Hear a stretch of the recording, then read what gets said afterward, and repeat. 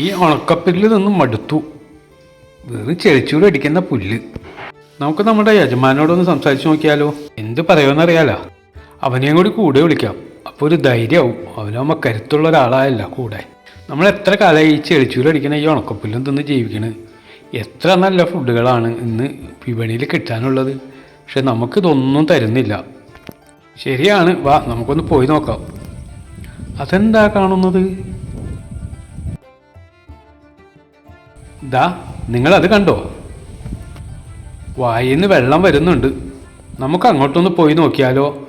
എന്തെങ്കിലും കിട്ടാതിരിക്കില്ല. അതിനെങ്ങനെയാ ഈ കടമ്പ കടക്കണ്ടേ മുന്നോട്ട്?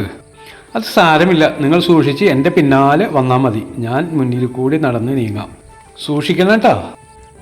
എല്ലാ പ്രതിസന്ധികളും കടമ്പകളും കടന്ന് അവർ അവിടെ എത്തി. SRK traders, Anchappalam, Kodungallur.